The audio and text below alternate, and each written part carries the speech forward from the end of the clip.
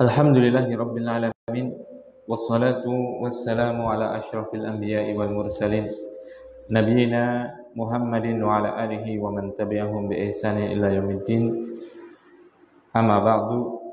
Qala Allah Ta'ala ya ayyuhalladzina amanu taqullaha haqqa tuqatih wa la tamutunna illa wa antum muslimun. Wa qala wa tazawwadu fa inna khairaz zadi taqwa. Jamaah kaum muslimin wal muslimat rahimani wa rahimakumullah. Yang pertama kita panjatkan pujian dan syukur kita kehadirat Allah Subhanahu wa taala atas seluruh nikmat yang kita miliki ini, karena semuanya adalah dari Allah Subhanahu wa taala. Terutama nikmat kita bisa diberikan kesempatan untuk tazawud, yaitu berbekal. Allah Subhanahu wa taala berfirman, a'udzu billahi minasyaitonir rajim wa tazawwadu fa inna khairaz zadi taqwa. Berbekalah kalian untuk akhirat kalian, dan sesungguhnya sebaik-baik bekal adalah takwa. Dan asas takwa, asas iman itu adalah ilmu. Pangkal dari seluruh kebaikan, seluruh ketakwaan adalah ilmu. Karena mustahil orang akan beriman, mustahil orang akan bertakwa kalau dia tidak punya ilmu. Oleh karena itu barakallahu fikum, ditakdirkannya kita untuk dimudahkan hadis di majlis-majlis ilmu yang dibacakan padanya firman Allah Subhanahu wa taala, sabda Nabi sallallahu alaihi wasallam, penjelasan dari para ulama, maka yakinlah itu adalah nikmat terbaik bagi seorang hamba. Tidak ada nikmat yang lebih baik dari hal tersebut. Barakallahu fiik. Kemudian yang kedua, kita panjatkan salawat serta salam kepada baginda yang mulia Nabi Agung Muhammad sallallahu alaihi wasallam, kepada keluarganya, sahabatnya, dan seluruh kaum muslimin yang senantiasa berpegang teguh dengan ajaran beliau sallallahu alaihi wasallam. Kemudian kita melanjutkan kembali setiap malam Kamis kita memiliki majlis Riyadhus Shalihin min kalami Sayyidil Mursalin. Majlis membaca kitab yang ditulis oleh imam kita, ulama kita, Imam An-Nawawi rahimahullahu ta'ala. Itu kitab Riyadhus Shalihin yang memiliki manfaat yang luar biasa. Betul-betul kitab yang berisi tentang petunjuk kehidupan, penyejuk hati, penerang jalan, sehingga hidup kita betul-betul terarah. Hidup kita betul-betul memiliki standar. Hidup kita betul-betul memiliki penyejuk. Karena beliau mengumpulkan ayat, begitu juga hadis-hadis tentang petunjuk hidup ini. Sebagaimana kita sudah sampai pada bab al-mujahadah, itu bab untuk badlul juhdi, mencurahkan seluruh potensi diri li islahin nafsi wa ghairihi, untuk perbaikan diri pribadi dan juga memperbaiki umat atau orang lain. Sampai kita pada hadis yang ke-16 dari bab mujahadah atau hadis yang ke 110 dari awal kitab. Bismillahirrahmanirrahim. Qala al-mu'allifu rahimahullahu ta'ala. Berkata penulis, semoga Allah Subhanahu wa taala merahmatinya, as-sadisa asyara. Hadis yang ke-16 dari bab mujahadah. Kenapa dibaca as-sadisa asyara, akhwan? 6, karena adat murakkab, bilangan di antara 11 sampai 19, mabni di atas fathah. An Abi Mas'ud Uqbah ibni Amrin al-Ansari al-Badri, dari sahabat yang mulia yaitu Abu Mas'ud, kunyahnya. Masih ingat apa yang disebut dengan kunyah?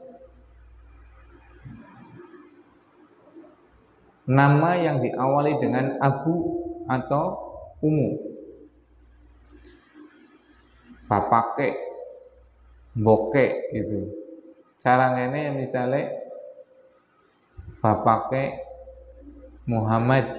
Nah, namanya bukan Muhammad. Nama Muhammad itu anaknya. Bapake Muhammad. Bahasa Arab Abu Muhammad. Itu istilahnya kunyah. Nah, boke siapa misalnya boke Zain, arep nganggo boke wong Jawa bukan nama sing pada gitu kan ya. Boke Zain misalnya, Ummu Zain itu namanya kunyah. Uqbah namanya adalah Uqbah ini. Abu Mas'ud Uqbah ibni Amr al-Ansari, anaknya Amr al-Ansari. Beliau adalah orang Ansor, yaitu orang-orang yang penduduk Madinah yang menyambut dan menolong kedatangan para muhajirin dari Mekah bersama Rasulullah Sallallahu Alaihi Wasallam. Al-Badri, beliau adalah orang yang ikut perang Badar atau ahli Badar radhiyallahu taala anhu. Dia berkata, lama nazalat ayatus shadaqati, tatkala turun ayat tentang sedekah, kunna nuhamilu ala duhurina, kami membawa di atas punggung-punggung kami harta-harta untuk disedekahkan. Faja'a rajulun fatasaddaqa bi syai'in katsirin. Maka ada seorang laki-laki di antara kami orang beriman yang bersedekah dengan sedekah yang sangat banyak. Faqalu, maka mereka orang-orang munafik, mura'in, itu orang riya, pamer. Wa jaa'a rajulun akharu fatasaddaqa bisa'in. Dan ada lagi seorang dari orang beriman datang dengan membawa sedekah seukuran 1 sa'. Faqalu, maka mereka orang-orang munafik mengatakan, innallaha laghaniyun an sa'i hada. Sungguh Allah itu sudah sangat kaya raya, gak butuh yang kayak gini. Fanazalat, maka turunlah ayat alladzina yalmizunal mutawwi'ina minal mu'minina fis sadaqati walladzina la yajiduna illa juhdahum. Dan orang-orang munafik maksudnya yang mencela orang-orang yang bersedekah dari kaum muslimin di dalam sedekahnya, dan juga dari kaum muslimin yang la yajiduna illa juhdahum, yang dia tidak bisa sedekah kecuali sedikit dari apa yang mereka miliki. Nah, hadis ini diriwayatkan oleh Imam Bukhari, Imam Muslim dan yang lainnya. Nah, hadis yang ke-110 ini atau hadis yang ke-16 dari bab mujahadah diriwayatkan oleh Imam Bukhari dan Muslim dari sahabat yang mulia Abu Mas'ud Uqbah ibni Amr. Jadi beliau mengisahkan tatkala turun ayat tentang sedekah. Nah, ini faedah pertama dari hadis ini. Jika kita, ini adalah prinsip yang sangat prinsip dalam beragama. Jika kita ingin beragama dengan pemahaman yang benar, maka tidak ada jalan kecuali kita kembali kehadap pemahamannya para sahabat radhiyallahu taala anhum ajma'in. Sekarang kita sering melihat perbedaan di kaum muslimin. Ormas A mengatakan hal ini haram. Ormas B mengatakan hal ini makruh.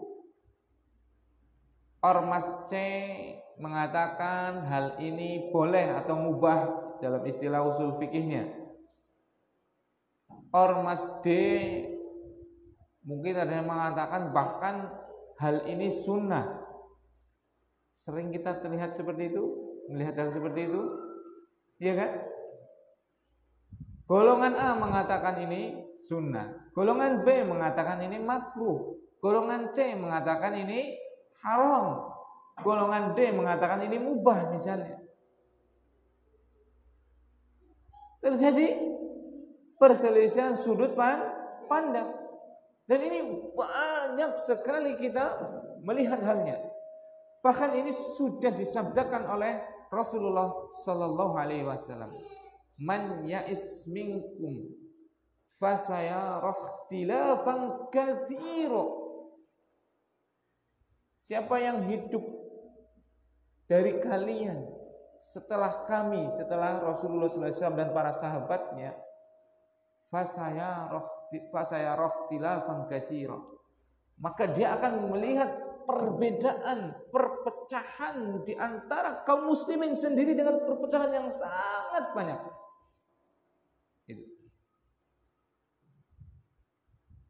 Dan kita lihat sekarang, iya kan? Perpecahan itu sangat banyak. Maka solusinya kata Rasulullah SAW adalah apa? Fa'alaikum bisunnati wa sunatil khulafa'ir rasyidin al-mahdiyyin. Maka solusinya cuma satu. Berpegang teguh dengan sunahku, dengan hadis Nabi sallallahu alaihi wasallam. Ini semua kaum muslimin pasti berpegang teguh dengan itu. Ya tidak? Cukup sampai di situ? Tidak, karena kadang memahami hadis masih salah paham dengan cara pemahamannya sendiri-sendiri. Maka yang dilanjutkan dalam hadis tersebut, solusi agar apa? Terhindar dari perpecahan adalah wa alaikum bisunnati wa sunnatil khulafa'ir rasyidin al-mahdiyyin. Dan berpegang teguh dengan sunnahnya khulafa'ur rasyidin, para khalifah, para sahabat radhiyallahu taala anhum ajma'in. Seperti itu. Tatkala sahabat melakukan amalan, memahami ayat dengan pemahaman seperti itu, ikuti. Tatkala sahabat tidak melakukan hal tersebut, ya tinggalkan. Kenapa? Karena sudah nas dari Nabi sallallahu alaihi wasallam, kalau pengen kita tidak berpecah, kita tidak hanya dicukupkan berpegang teguh dengan Al-Quran dan hadis, tidak. Tapi kita harus berpegang teguh dengan pemahamannya para sahabat radhiyallahu taala anhum ajma'in. Kenapa dengan sahabat? Coba lihat hubungan dengan hadis ini. Lamma nazalat ayatus shadaqati. tatkala turun ayat tentang sedekah. Coba, mereka pemahamannya tidak mungkin salah secara keseluruhan pemahaman mereka tatkala mereka bersepakat. Tidak mungkin salah. Pemahaman mereka, manhaj mereka, metode mereka dalam beragama maksum. Bukan sahabat satu orang itu maksum, bukan. Tapi kalau sahabat sudah memahami tentang sesuatu dan mereka sepakat, itu pasti tidak akan pernah salah. Tapi kalau satu sahabat, ya dia namanya manusia, bukan Rasul, masih bisa salah. Kenapa kita harus berpegang teguh dengan pemahamannya sahabat? Maksud daripada penjelasan sahabat, karena ini secara akal mereka adalah orang yang betul-betul melihat bagaimana wahyu itu turun. Paham betul maksud daripada wahyu tadi, baik itu ayat ataupun hadis. Contohnya ini, lamma nazalat ayatus shadaqah, tatkala turun ayat tentang sedekah. Itu. Maka kalau kita ada perselisihan tentang asma wa sifat, tentang nama Allah SWT dan sifatnya, kembalikan ke dalam apa? Pemahaman sahabat. Kalau ada amal-amalan yang itu diperselisihkan oleh kaum muslimin, yang satu mengatakan sunnah, yang satu mengatakan bid'ah misalnya, maka gak usah kita ribut. Cukup kita lihat bagaimana sahabat tentang masalah tersebut. Kalau sahabat melakukannya berarti itu sunnah. Kalau sahabat tidak melakukannya padahal bisa melakukannya, maka itu adalah perkara yang baru di dalam agama. Gak mungkin kita lebih baik dari sahabat dalam beragama. Gak mungkin kita lebih bersemangat dari sahabat dalam beragama. Gak mungkin kita lebih paham dari sahabat dalam kita beragama. Itu tidak mungkin. Dari situlah barakallahu fikum diuji loyalitas kita dalam beragama itu karena apa? Apakah karena Allah dan Rasulnya atau karena golongan dan ormas kita? Ormas golongan itu hanya wadah, lembaga, yayasan, seperti itu hanya wadah untuk mempermudah legalitas secara hukum negara. Misalnya kita ada lembaga, ada yayasan di sini Lentera Kolbu Banyumas, ada PKBM, Tunas Takwa, Tunas Ilmu misalnya, ada Ormas Muhammadiyah, ada Ormas Nahdlatul Ulama. Itu sebenarnya itu adalah untuk wadah resmi legal secara apa? Hukum positif, hukum negara. Bukan untuk dijadikan sebagai apa? Landasan dalam beragama. Landasan beragama adalah Al-Quran. Landasan beragama adalah hadis Nabi SAW. Landasan beragama adalah memahami Al-Quran dan hadis dengan pemahaman para sahabat radhiyallahu taala anhum ajma'in. Kenapa dengan pemahaman sahabat tadi sudah dinaskan, sudah dilafadzkan oleh Rasulullah bahwasanya kita diperintahkan untuk berpegang teguh dengan sahabat. Sudah kita lihat secara akal bahwasanya yang paling paham tentang nas, tentang wahyu adalah sahabat. Ada nggak dari kita yang berani mengatakan lama nazalat ayatus shadaqah? Apakah kita melihat turunnya ayat tentang perintah sedekah? Tidak. Yang lihat siapa? Sahabat. Begitu juga tatkala hal-hal amalan ibadah yang lainnya. Mereka adalah orang yang paling paham. Makanya Ibnu Qudamah menukilkan kalam seorang ulama dalam kitabnya Luqmatul I'tiqad, kif haisa waqafal qaumu. Berhenti maksudnya kalian gak usah beramal, gak usah mengadakan amalan-amalan baru. Haisu waqafal qaumu, tatkala kaum itu, maksudnya kaum itu siapa? Sahabat tidak melakukannya. Kenapa? Karena mereka berhenti, tidak melakukannya itu ala ilmin, di atas ilmu, bukan karena malas, bukan karena tidak tahu dalil. Seperti itu. Ini pelajaran yang sangat berharga dari penggalan hadis ini. Yang pertama adalah apa? Kita beragama harus berlandaskan Al-Quran dan hadis dengan memahaminya dengan pemahaman para sahabat radhiyallahu taala anhum ajma'in. Nah, kunna nuhamilu ala duhurina, maka kami membawa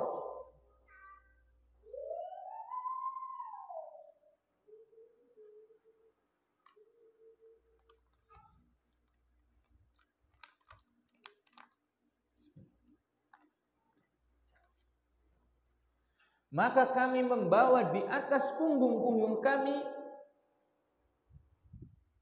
harta-harta untuk disedekahkan. Pelajaran kedua,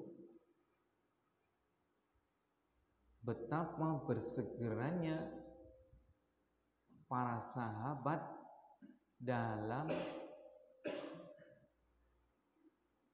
ilmu yang sudah diketahui.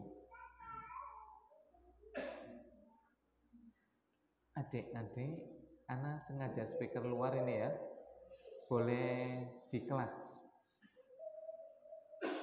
bermainnya boleh di kelas, jangan di masjid ya. Dibawa ke kelas nggak apa-apa Om, insya Allah masih dengar di kelas. Jadi nanti majelis ilmunya mulia. Kita mengajarkan pada anak-anak kita untuk memuliakan majelis ilmu dengan tertib, tidak berisik, mencatat, mendengarkan, mengambil faidah dan yang lain. Makanya saya sengaja speaker luar dengan harapan kalau ada ibu-ibu yang datang boleh aja, nggak apa-apa. Kalau anaknya rewel jangan dibentak, namanya anak-anak. Tapi kita apa? Alihkan ke tempat yang lain sehingga tidak ribut. Jangan juga nggak ngaji.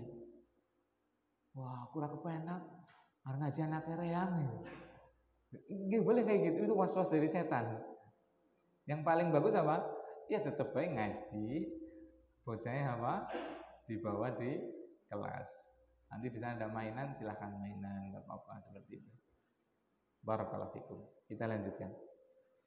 Nah, pelajaran kedua dari penggalan hadis ini, kami memanggul dalam apa?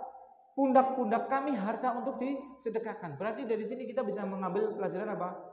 Betapa bersegeranya sahabat untuk beramal soleh. Itu. Ini dalil tadi. Kalau sahabat tidak melakukan sesuatu amalan, tidak ada diriwayatkan dari sahabat, sudah cukup. Kita jangan sok alim, kita jangan sok lebih apa? Bagus, lebih semangat dari sahabat. Ini buktinya nih. Turun ayat tentang sedekah langsung, nggak menunggu waktu. Mereka langsung apa? Membopong harta yang bisa untuk disedekahkan. Masya Allah. Barakallahu fikum. Pelajaran kedua ini, kita apa? Bersegera mengamalkan ilmu yang kita sudah ketahui. Turun ayat sedekah, bersegera mereka. Masya Allah. Ini faedah kedua dan ketiga berarti ya. Yang kedua tadi bersegera mengamalkan ilmu yang sudah kita ketahui. Yang ketiga tadi, para sahabat adalah orang-orang yang sangat bersegera di dalam kebaikan. Kita sudah tahu mendengar wajibnya sholat 5 waktu, wajibnya menutup aurat, haramnya berzina, haramnya judi. Sekarang ngeri sekali kan, judi online itu kan luar biasa itu haram itu. Harusnya kita segera, udah tahu segera tinggalkan kalau itu berupa larangan. Sudah tahu kalau itu kewajiban, segera kita lakukan. Barakallahu fikum. Jangan kita menunda-nunda. Bahkan Allah Subhanahu wa taala itu mencela. Begitu juga Rasulnya. Tatkala kita punya ilmu tapi kita tidak mengamalkannya, bahkan ilmunya akan hilang. Sebagian ulama mengatakan hatafal ilmu bil amali. Ilmu itu akan menghubungi amal. Kalau amal ini menjawabnya, maka istaqarra, maka ilmunya akan menetap. Wa illa wartahala. Kalau tidak, maka ilmunya pergi. Maksudnya apa? Ilmu itu kalau tidak diamalkan, maka akan pergi, hilang.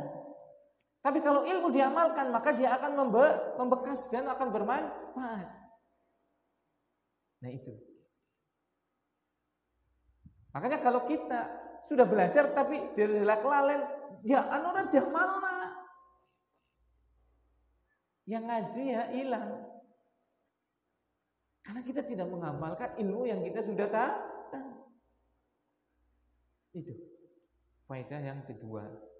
Jadi apa? Mengamalkan ilmu yang kita sudah ketahui agar tadi menjadi ilmu yang bermanfaat dan juga ilmunya tidak hilang. Maka tidak ada ulama ya ikhwan kaum muslimin wal muslimat. Tidak ada alim ulama kecuali dia adalah abid min ibadillah. Mereka adalah ahli ibadah. Karena dia pasti mengamalkan apa? Ilmunya.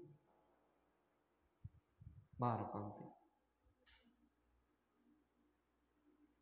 Faja'a rajulun fatasaddaqa bi syai'in katsirin. Maka ada dari apa? Para sahabat, orang beriman yang dia apa? Memikul harta yang sangat banyak. Ada juga yang cuma satu sok. Faja'a rajulun fatasaddaqa bi sok. Sok itu adalah ukuran zakat. Ukuran zakat. Kalau sok itu sebenarnya kan dulu belum diketemukan berat gitu ya, kilogram seperti itu belum. Makanya pakainya takaran. Sok itu 4 mud. 1 mud itu ini 2 genggaman tangan laki-laki dewasa yang normal. Kan ada bukan yang laki-laki dewasa yang gede nemen, bukan juga yang kecil tangannya, bukan, tapi 4 mud. Nah, seperti itu. 4 genggaman 2 tangan laki-laki normal. Ya mungkin kalau sekarang kan ada yang mengatakan 2,5 kilogram gitu kan. Ada yang mengatakan 3 kilo dibulatkan, seperti itu, enggak apa-apa. Seperti itu karena memang tadi sok itu bukan ukuran berat, tapi sok itu adalah takaran yang sekitar 4 takaran 2 tangan laki-laki dewasa. Dan itu kan sangat berbeda berat jenisnya dengan berat jenis, ya kan? 1 sok tapi kapas. Ini ditimbang mungkiran on. 1 sok tapi timah. Ya buat nemen, ya kan? Seperti itu. Nah, ya sekitar tadi antara 2,5 sampai 3 kilogram. Nah ini faedah yang keempat. Jadi mereka para sahabat itu, dan kita harusnya mengikuti petunjuk sahabat tadi, yaitu kita langsung beramal, kemudian beramal dengan kadar kemampuan kita. Beramal dengan apa? Kadar kemampuan kita. Orang kaya dan miskin kan sudah takdir Allah kauniyah, ya tidak? Ketetapan Allah yang sudah pasti terjadi.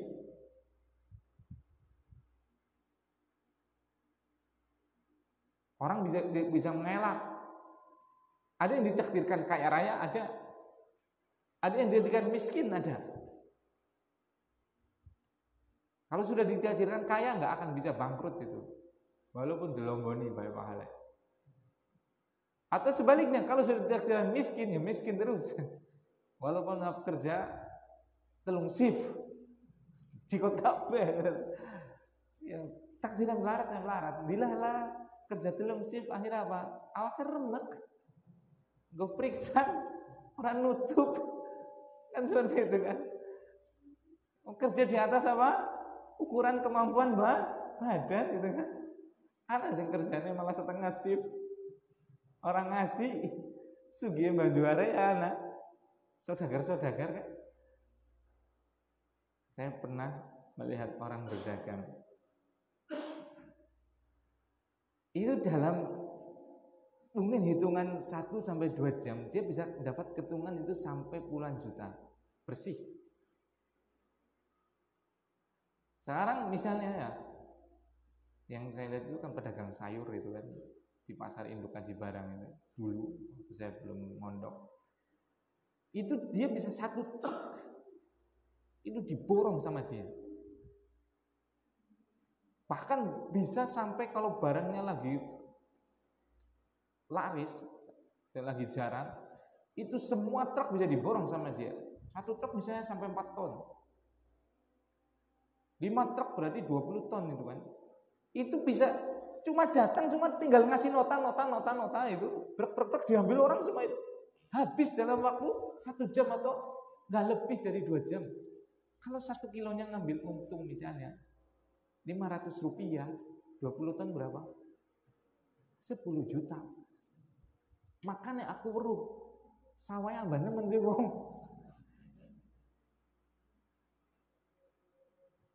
Walaupun sekarang cerita kayaknya, sih kita orang kayak Ganu gitu. Ya gentenan ya, kayak kowe bae sugi kau, sugi dewek gitu. Ganu wis luwih iki. Itu seperti itu. Ya karena sudah ditakdirkan kaya. Dia kerja 2 jam bisa puluhan juta. Ada yang ditakdirkan miskin tadi. Ustaz, aku kurang apa Ustaz?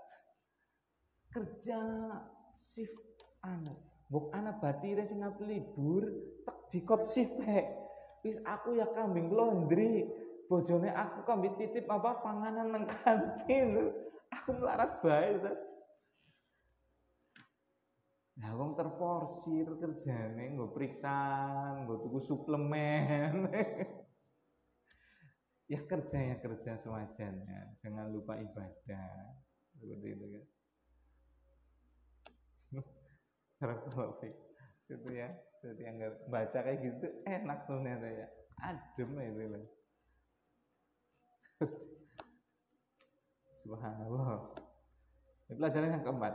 Jadi kita beramal sesuai dengan apa? Kadar kemampuan kita. Mana yang membuktikan ini? Ada dari sahabat Nabi yang bersedekah dengan apa? Sedekah yang sangat apa? Banyak. Ada lagi yang apa? Cuma 1 sok sedikit. Karena apa? Bukan berarti yang miskin ini, bukan berarti yang 1 sok itu pelit, bukan. Karena itulah kemampuannya. Sesuai kemampuan. Oh jenengan gajinya sebulan 1 juta. Lebukna kotak amal diterongi, ya ora patut. Masukin kotak amal ya pecahan paling besar. Ya 100.000 gitu. Gaji pira Mas? 2 juta. Sing nggo ngamal malah digelet pati murah ya. Si mending ya. Bis kertas. Ana sing moni kok. Klutak ya. Bukan kita apa? Meremehkan apa amalan, bukan. Maksudnya bersedekah, beramal sesuai dengan kemampuan. Kalau kemampuan kita tinggi, ya tinggikan. Gak usah khawatir untuk miskin. Kalau memang adanya segitu, gak usah malu. Gak usah malu. Kemampuan kita cuma sedekah 1.000. Gak usah malu. Lah karena penghasilan cuma sehari 25.000 kok. Ya 25.000. 40.000 misalnya lah. Karena tukang pacul misalnya, buruh tani, kerjanya setengah hari. Cuma dapat 40.000. Dia apa? Sedekah 1.000 kemampuannya misalnya. Itu seberapa ya? 1/40 ya, Wan. Yang tadi penghasilan 9 juta, kalau sedekah 90 itu 1/100 lah, gampangnya 1/90 lah itu. Iya kan? Berarti gede yang mana itu? Karena Allah kan nggak melihat apa zahir fisiknya. Bisa jadi melihat tadi perbandingannya kan. Ini penghasilan cuma 40.000, yang ini 9 juta misalnya seharinya itu. Ya ini wajar loh. Bahkan bisa lebih gede ini ternyata, ya kan? Maka kalau kita mampu untuk apa beramal lebih tinggi, lakukan. Bersedekah dengan lebih banyak, lakukan. Mampu untuk puasa Daud, maka jangan puasa Senin Kemis. Kalau memang kita mampu untuk puasa apa? Daud. Tapi kalau kita mampunya cuma Ayyamul Bait 1 bulan apa? 3 kali, maka jangan juga melakukan puasa Daud karena tadi merusak kesehatan kita misalnya. Kalau kita nggak punya kemampuan untuk melakukan puasa sunnah, ya paling mentok jangan tinggalkan puasa Ramadan. Udah nggak ada kompensasi karena itu udah wajib, batas paling minim. Kalau kita bisa sunnah ratib, tahajud, duha, tahiyatul masjid, sholat di antara dua azan dan yang lakukan. Kalau nggak bisa, ya kurangi. Kalau udah mentok-mentok nggak bisa, yang 5 waktu jangan pernah ditinggal. Fattaqullaha mastata'tum. Bertakwalah kalian kepada Allah sesuai dengan kemampuan kalian. La yukallifullahu nafsan illa wus'aha. Allah tidak membebani suatu jiwa kecuali dengan apa yang dia mampu. Itu. Tapi ini jangan dijadikan dalil untuk apa? Nek jenengan masih mampu baca Quran sehari 1 juz, jeneng orang baca Quran belas sedina Mas. Fattaqullaha mastata'tum. Nun saya Mas jenengan ngaji teng pundi niku nek bandem niku kan. Sedina orang maca Quran babar belas, memang sibuk ngapain, keterlaluan itu sudah. Emang jenengan apa sih gitu loh? CEO apa-apa gitu loh. Subhanallah, apa maning dua karyawan. Orang maca Quran babar belas. Detakoni deng orang maca Quran dalilnya apa? Fattaqullaha mastata'tum. Bertakwalah kepada Allah sesuai kemampuan. Apa-apaan itu seperti itu. Barakallahu fikum. Jadi itu pelajaran yang keempat, kita beramal sesuai dengan kemampuan kita. Pelajaran kelima, faqalu mura'in faqalu innallaha laghaniyyun an sa'ihada. Ini tatkala orang munafik melihat ada sahabat yang apa bersedekah dengan harta yang sangat banyak, mereka bilang apa? Wong pamer kayak. Ada sahabat yang bersedekah dengan sangat sedikit. Dah orang memper. Gusti Allah pun maha sugih kun dengan sedekah mung secimit seperti itu. Pelajaran kelima apa? Kita tahu apa? Yang namanya orang munafik memang betul-betul apa? Musuh dalam selimut. Orang munafik adalah musuh dalam apa? Selimut. Makanya orang munafik dengan orang kafir itu apa? Hukumannya lebih berat orang apa? Munafik. Innal munafiqina kanu fid darkil asfali minan. Nah, sungguh orang munafik itu nanti ada di keraknya neraka. Kenapa? Karena tadi dia itu menampakkan Islam dalam dohirnya dan menyembunyikan kekufuran dalam hatinya. Dia mendapatkan keuntungan duniawi. Kalau dapat rampasan perang dia dapat enggak? Dapat, karena dia muslim. Kalau ada sedekah dan dia orang yang miskin, berhak enggak? Berhak, karena dia orang muslim. Kalau ini dia mendapat hak, bahkan di muamalah dipergauli sebagai seorang muslim. Kalau mati diperlakukan seperti orang muslim. Masya Allah. Tapi hatinya menyimpan kekufuran, kemunafikan. Makanya hukumannya lebih berat. Akan nampak nanti dia itu penggembos mereka itu. Dan sekarang kalau ada orang-orang penggembos seperti itu adalah orang-orang munafik. Dan itu akan senantiasa ada. Dan kalau ada orang yang mengamalkan sunnah, berjenggot, istrinya bercadar dan yang lainnya, digembos, teroris, ekstrim teman agama ya biasa-biasa baiklah. Itu adalah ada sifat munafik dalam hatinya. Hati-hati itu. Jelas itu syariat. Jadi pelajaran kelima. Apa? Orang munafik adalah musuh dalam selimut. Mereka pasti akan menggembosi. Kalau ada yang bersemangat dikatakan ria, pamer. Kalau ada yang apa? Sedikit, wah, ora patut temen, sedekah kok semen. Itu. Barakallahu. Itu pelajaran kelima. Pelajaran keenam. Masya Allah ya, kalau kita ngambil pelajaran dalam hadis pendek aja, kalau kita bisa banyak faedah. Pelajaran keenam, kita beramal untuk mencari ridho Allah. Jadi kita tidak perlu menanggapi apa? Penilaian manusia. Capek kita kalau apa? Melakukan amal karena apa?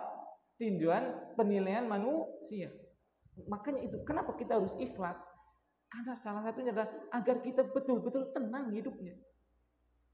Kalau kita nggak ikhlas, jenengan wong ora patut temen. Wong ora ketemblas kecuali matane tok. Ora jajan. Misal seperti itu. Kalau kita baperan itu ngikutin penilaian manusia, iya yo. Seperti itu. Dan yang lain-lainnya. Maka jangan kita beramal karena manusia, capek kita. Beramal kok karena penilaian manusia, dan makhluk, capek. Nah. Kemudian Allah Subhanahu wa taala membela. Membela siapa? Orang-orang beriman yang sedekah tadi, yang dilecehkan tadi. Yang banyak dikatakan dia, yang sedikit dikatakan apa? Wah, ini pelekna Gusti Allah masuk kok diwehi sedekah segitu gitu. Allah Subhanahu wa taala menurutkan dalam surat At-Taubah ayat 79, alladzina yalmizuna al-mutatawwi'ina minal mu'minina fis shadaqati walladzina la yajiduna illa juhdahum. Dan orang-orang yang mengejek-ejek orang-orang yang bersedekah dari orang-orang mukmin, baik yang sedekahnya banyak atau yang sedekahnya sedikit, itu dilanjutkan ayatnya itu fasayaskharuna minhum, mereka itu melecehkan orang-orang beriman. Sakhirallahu minhum walahum adzabun alim, maka Allah yang kelak akan apa? Melecehkan mereka orang munafik, dan bagi mereka orang munafik azab yang sangat pedih. Ini pembelaan dari Allah Subhanahu wa taala terhadap orang-orang mukmin yang tadi. Nah, pelajaran yang ketujuh. Kalau kita sudah melakukan yang keenam tadi, yaitu beramal karena apa? Lillah. Seburuk apapun makhluk akan menilai kita, seburuk apapun makhluk akan mencelakakan kita, memudaratkan kita, Allah yang akan menjadi penolong kita. Pasti itu sudah. Itu. Kalau Allah sudahnya menjadi penolong bagaimana? Ya sudah. La ghaliba. Tidak ada yang bisa mengalahkannya. Seperti itu. Masya Allah. Itu hidup itu. Dan masih banyak sebenarnya apa? Hal-hal yang apa? Bisa kita ambil dari faedah hadis yang sangat pendek ini. Karena tadi hadis Nabi, ayat-ayat Allah SWT itu walaupun pendek, kalau kita bisa punya alat, punya kemampuan untuk apa? Mengambil faedah, itu faedahnya. Imam Syafi'i rahimahullah ta'ala semalam suntuk, dia tidak tidur,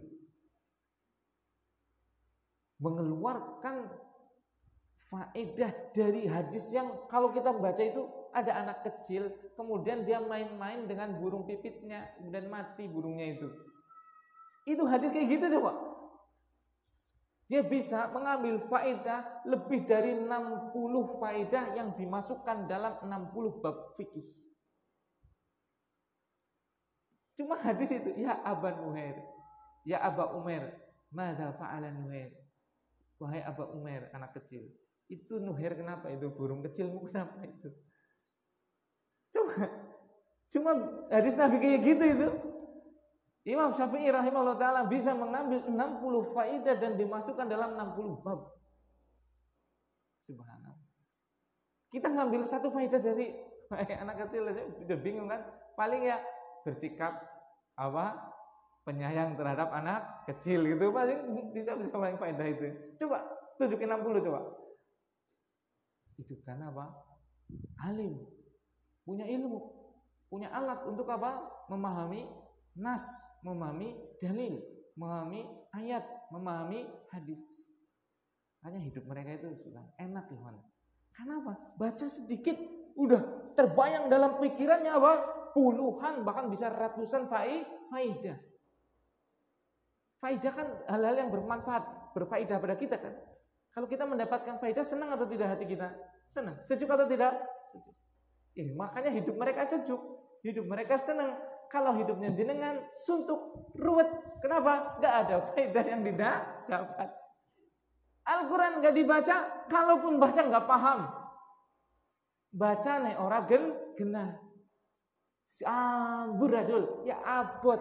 Dek ngucapna dewek be abot, apa maning sing ngrungokeun. Nah, ya Allah ya Rabbi, kae lagi ngapa? Ya akhirnya pada melayu maring dangdutan. Sing suarane merdu. Makhroje bener goli dangdutan tapi kudu goli apa? Baca Quran tartil, idgome genah, ikwane genah. Seperti itu. Subhanallah. Mohon maaf kalau ada kata yang kurang berkenan. Semoga apa yang sedikit ini bisa bermanfaat untuk kita. Dan kalau ada salahnya maka dari saya pribadi, dan ada benarnya maka dari Allah Subhanahu wa taala semata. Subhanakallahumma wa bihamdika asyhadu an la ilaha illa anta astaghfiruka wa atubu ilaik. Assalamualaikum warahmatullahi wabarakatuh.